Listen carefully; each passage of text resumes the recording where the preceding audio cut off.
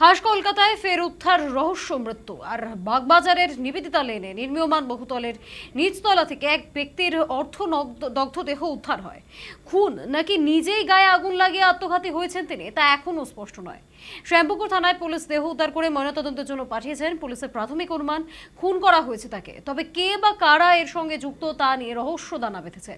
জানা গিয়েছে শনিবার সকালে বাগবাজারের নিবেদিতা লেনে নির্মীয়মান বহুতলে এক ব্যক্তির দেহ আধপোড়া অবস্থায় দেখেন স্থানীয়রা।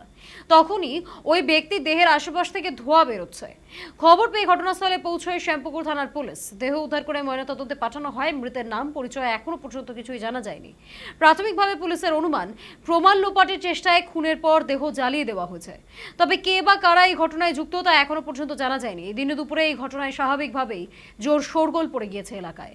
এর আগে শুক্রবার দুপুরে দমদম ক্যান্টনমেন্টের এক নম্বর রেলগেট সংলগ্ন জ্যোতিনগর এলাকায় প্রায় একই ঘটনা ঘটে। সেখানে বস্তাবন্দি অবস্থায় মহিলার অর্ধদগ্ধ দেহ উদ্ধার হয়। সেই রেশ কাটতে না কাটতে এবার ফের খাস কলকাতায় নির্মীয়মান বহুতলের নিচতলা থেকে এক ব্যক্তির অর্ধদগ্ধ দেহ উদ্ধার হলো। তদন্তে নেমেছে পুলিশ।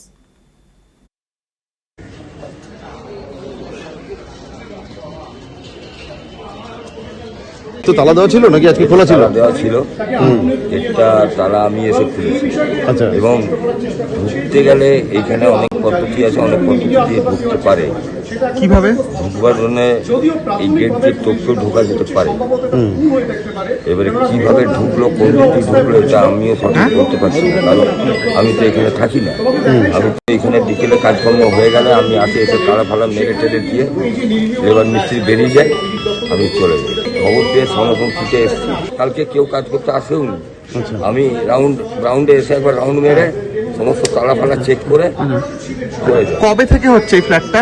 ফ্ল্যাটটা হচ্ছে 2022 থেকে। চেনা পরিচিত লাগছে, মানে পেছন দিয়ে দেখে তো পরিচিত আমার লোক নয়, দেহ পরিচিত নয়, আমি চিনতেও পারছি না। মানে কোনো কাজ করা মিস্ত্রি বা এরকম কেউ নয় না, না। না।